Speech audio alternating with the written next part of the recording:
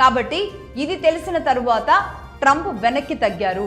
అంటే ఈ inter continental ballistic missiles ఏవైతే ఉన్నాయో అవి కాలిఫోర్నియా దాకా వెళ్ళగలిగినాయి అంటే గనక అమెరికాలోని అనేక ప్రాంతాలను కూడా టచ్ చేయగలవు, కొట్టేయగలవు.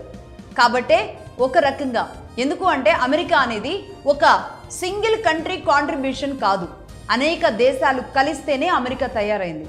అనేక దేశాల నుంచి మన వాళ్ళు అనేక దేశాల నుంచి వెళ్ళి అక్కడ అమెరికాని డెవలప్ చేశారు.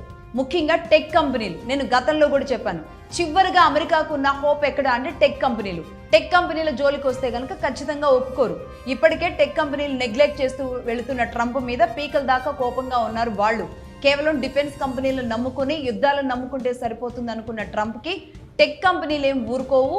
తను ఇప్పటికే అంటే అమెజాన్ లాంటి కంపెనీలు ఏవైతే ఉన్నాయో అక్కడ ఒక దెబ్బ తగిలిన తర్వాత మిగతా యాపిల్ కానీ మిగతా కంపెనీలు అన్నీ కూడా ఒక రకంగా సీరియస్గానే ఉన్నాయి.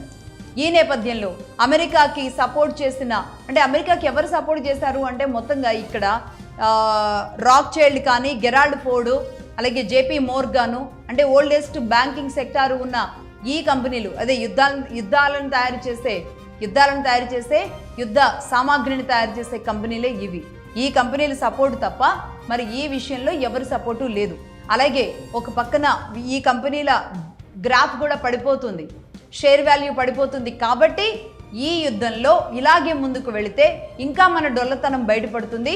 అమెరికన్ మిలిటరీ ఇండస్ట్రియల్ కాంప్లెక్స్ పని అయిపోయింది అని తెలిసిన తర్వాత ఏమీ చేయలేం. ఇది ఇలాగే ముందుకు వెళ్ళడం వల్ల కాలిఫోర్నియా వైపు కూడా మిసైల్స్ రావచ్చు, ఇరాన్ మిసైల్స్ అని భావించిన తరువాతే ఇక్కడ అమెరికా అధ్యక్షుడు వెనక్కి తగ్గారు.